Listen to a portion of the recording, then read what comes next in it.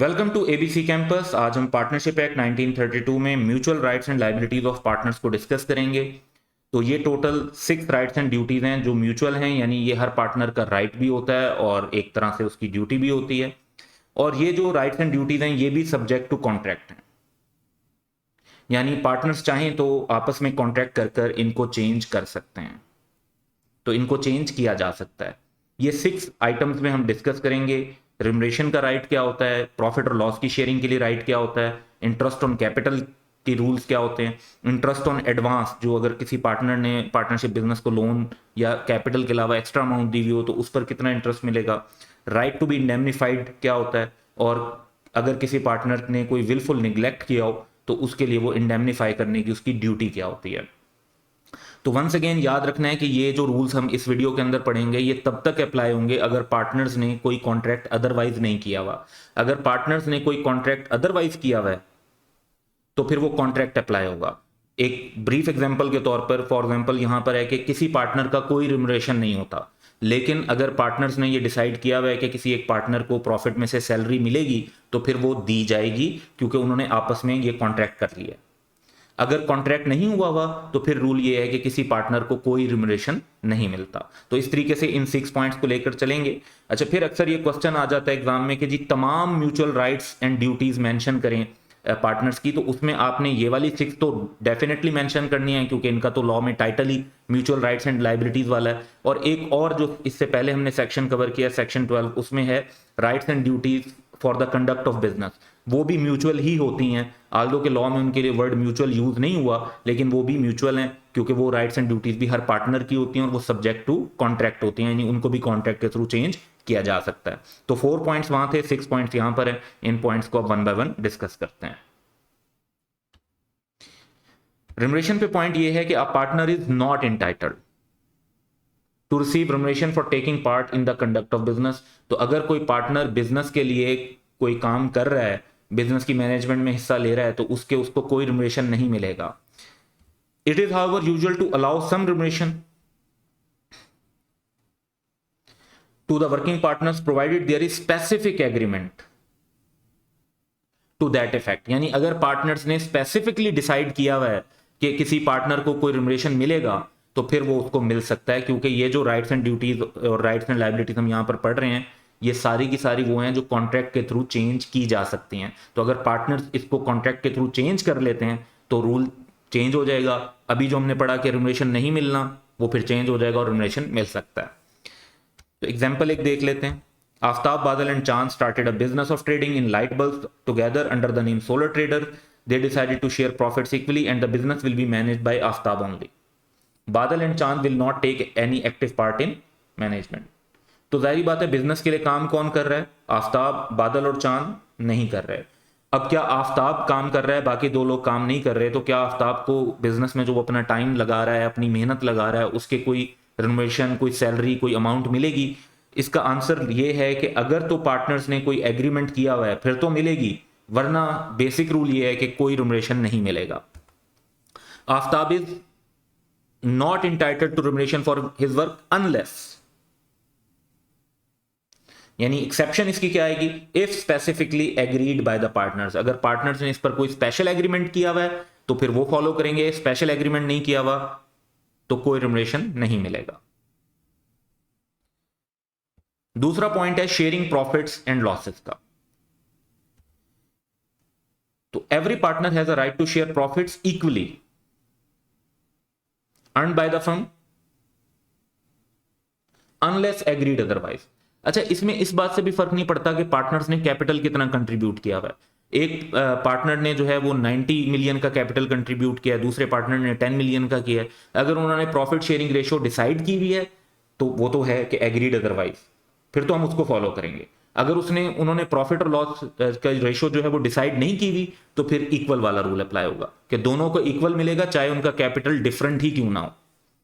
इसी तरीके से an agreement to share profit implies, यानी ये इंप्लाइड है कि अगर दो पार्टनर्स में ये डिसाइड हुआ है कि वो जो है ना प्रॉफिट शेयर करेंगे 5 और 2 की रेशो में, तो फिर लॉस भी उन्हें शेयर करना होगा उसी सेम रेशो में। अनलेस कि उन्होंने लॉस के लिए कोई स्पेसिफिक लिखा हो। जैसे ये पॉसिबल है ना कि एक पार्टनर इन प्रॉफिट्स ओनली हो, तो अगर दो पार्टनर्स आपस में ये डिसाइड कर लेते हैं कि एक लॉस शेयर नहीं करेगा तो नहीं करेगा। लेकिन अगर ये बात स्पेसिफिकली डिसाइड नहीं हुई तो जो प्रॉफिट में शेयर कर रहा होगा वो उसी रेशो के हिसाब से लॉस में भी शेयर करेगा।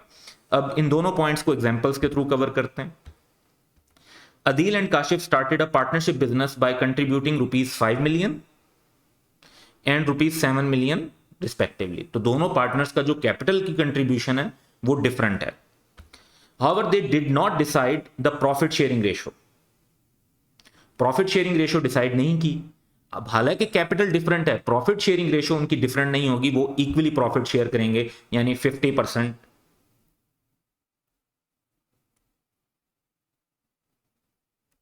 एंड 50%। एक और एग्जांपल देखते हैं। Adeel and Kashif are partners in a firm. The terms of agreement are that they will share profit in the ratio of 3:2।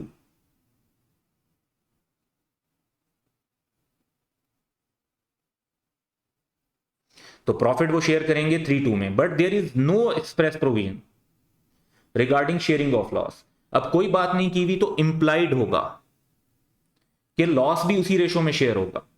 The agreement implies that they will share losses in the ratio of 3:2 as well. अगर loss हो जाएगा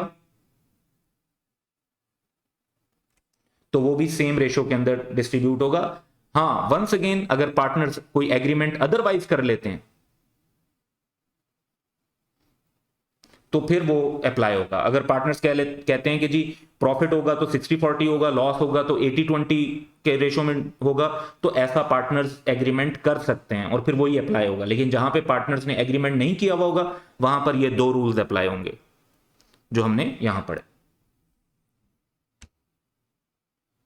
interest on capital पर certain points हैं। पहला point तो यह है कि no partner is allowed to receive any interest on capital. यानी बेसिक रूल ये हो गया कि इंटरेस्ट ऑन कैपिटल नहीं मिलेगा as a general rule, because a partner is not a creditor of the firm. Partner जो होते हैं वो एक पार्टनरशिप बिजनेस के ऑनर होते हैं, वो उसके लोन प्रोवाइडर या क्रेडिटर या लेंडर नहीं होते। इंटरेस्ट ऑन कैपिटल सिर्फ तब अलाउड होगा अगर पार्टनर्स ने आपस में एग्री किया है। यानी अगर स्पेसिफिक एग्रीमेंट नहीं है तो इंटरेस्ट ऑन कैपिटल नहीं है। अगर स्पेसिफिक एग्रीमेंट हो जाता है कि इंटरेस्ट ऑन कैपिटल मिलेगा तो फिर मिलेगा। और जहां पे इंटरेस्ट ऑन कैपिटल मिलना होगा वो सिर्फ मिलेगा आउट ऑफ प्रॉफिट्स। अगर बिजनेस को प्रॉफिट्स होंगे तो इंटरेस्ट ऑन कैपिटल मिलेगा, अगर बिजनेस को लॉसेस होंगे तो फिर इंटरेस्ट नहीं दिया जाएगा। यह ध्यान में रखना है कि पार्टनर्स के दरमियान एग्रीमेंट हुआ हुआ है कि इंटरेस्ट ऑन कैपिटल मिलेगा, लेकिन एक साल ऐसा होता है जिसमें उनको प्रॉफिट नहीं होता बल्कि लॉसेस हो जाते हैं, तो ऐसी सिचुएशन में, लॉसेस की सिचुएशन में इंटरेस्ट ऑन कैपिटल नहीं दिया जाएगा। हम एग्जांपल देखते हैं। Adil and Kashif started a partnership business by contributing rupees 5 million and 7 million respectively and agreed to share profits in the ratio 3:2. They did not decide anything regarding interest on their respective capital. Kashif demands 10% interest should be given by the firm to both the partners। अब जाहिर बात है क्योंकि काशिफ ने ज्यादा capital contribute किया है तो वो ये एक्सपेक्ट कर रहा है कि उसे ज्यादा पैसे मिल जाएंगे।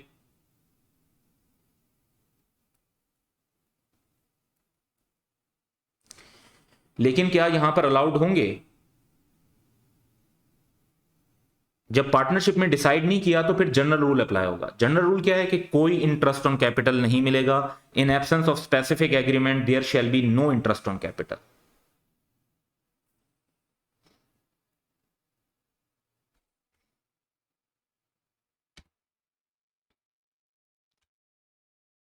Where a partner makes for the purpose of the business any payment or advance beyond the amount of capital, यानी कैपिटल से एडिशनल अगर वो कोई पेमेंट कर देता है एक पार्टनर बिजनेस के लिए या कोई एडवांस दे देता है बिजनेस को, यानी loan, he has agreed to subscribe, he is entitled to interest on it at the rate of 6% per annum or as agreed upon। यानी अगर कोई रेट डिसाइड हुआ होगा, एग्री हुआ होगा तो उस पर मिलेगा, और अगर कोई रेट डिसाइड नहीं हुआ तो फिर 6% के हिसाब से उस पार्टनर का राइट होगा कि वो उस लोन पर इंटरेस्ट ले सकता है। एग्जाम्पल डिस्कस करते हैं। Adil and Kashif started a partnership business by contributing rupees 5 million and 7 million respectively, and Adil also advanced rupees 1 million to the firm as a loan. ये जो एक्स्ट्रा 1 मिलियन है इस पर क्या डिसाइड होगा? अच्छा, they did not decide anything regarding interest on this loan, decide नहीं किया. Adeel demands 10% interest should be given by the firm to him on this loan. क्या 10% इंटरेस्ट मिलेगा? द आंसर इज नो, क्योंकि डिसाइड नहीं किया था तो 10% नहीं मिलेगा. अगर दोनों पार्टनर्स ने 10% मिलकर डिसाइड किया हुआ होता तो फिर 10% ही मिलता, लेकिन जब डिसाइड नहीं किया हुआ तो फिर 6% मिलेगा. So in absence of specific agreement interest जो मिलेगा वो 6% के हिसाब से मिलेगा, 10% के हिसाब से नहीं मिलेगा. फिर है जी right to be indemnified. Concept ये है कि every partner has a right to claim indemnity. यहां पे इंडेमनिटी से क्या मुराद है? कंपनसेशन.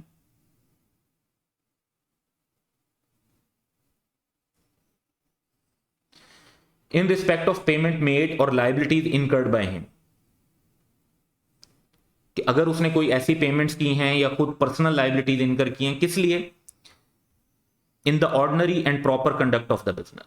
अब अगर फॉर एग्जांपल एक पार्टनरशिप बिजनेस है और उसमें एक पार्टनर ने पार्टनरशिप बिजनेस का बिजली का बिल पे कर दिया, क्योंकि उस वक्त पार्टनरशिप बिजनेस में पैसे नहीं थे तो उसने अपने पर्सनल पैसों से वो बिल पे कर दिया, तो अब उसका राइट बनता है कि वो बिजली के बिल के जो पैसे उसने फर्म के बिहाफ पे दिए अब फर्म उसे वापस करे, उसको उसकी कंपनसेशन दे, वो उसको पैसे रीइंबर्स होने चाहिए. तो in the ordinary and proper conduct of business में अगर उसने कोई अमाउंट पे की है तो ये फर्म से वो ले सकता है फ्रॉम द फर्म. दूसरा, in doing such act in an emergency for the purpose of protecting the firm from loss as would be done by a person of ordinary prudence in his own case under similar circumstances. अगर किसी emergency situation में उसने firm की चीजों को बचाने के लिए, प्रोटेक्ट करने के लिए उसने कोई एक्सपेंस किया है, फॉर एग्जांपल फर्म का जो है ना स्टॉक वेयरहाउस में पड़ा हुआ था और वहां पे फ्लड की वार्निंग आ गई, तो उसने लेबर्स को हायर किया और लेबर्स को हायर करके स्टॉक को वेयरहाउस में जो है ना नीचे से उठाकर ऊपर की जगहों पे रखवाया ताकि अगर फ्लड आ जाता है तो फर्म की जो चीजें हैं उनका नुकसान ना हो. तो उसने देखें वैसा ही काम किया जैसे कोई शख्स सिमिलर सर्कमस्टांसेस में अपनी चीजों को नुकसान से बचाने के लिए करता. कोई भी ऑर्डिनरी प्रूडेंस यानी सादा दिमाग और अकल रखने वाला शख्स जो काम करता, वही काम उसने भी किया, तो उसने फर्म को लॉस से बचाया. तो अब उसका राइट बनता है कि ये जो अखराजात उसने इमरजेंसी सिचुएशन में फर्म के लिए किए हैं, इसके एक्सपेंसेस फर्म उसको रीइंबर्स करे, उसको वापस करे, उसको उनके लिए कंपनसेट करे या उसकी इंडेमनिटी प्रोवाइड करे. तो ये कॉन्सेप्ट है, एग्जाम्पल से डिस्कस करते हैं. Saima and Naima are partners in a firm.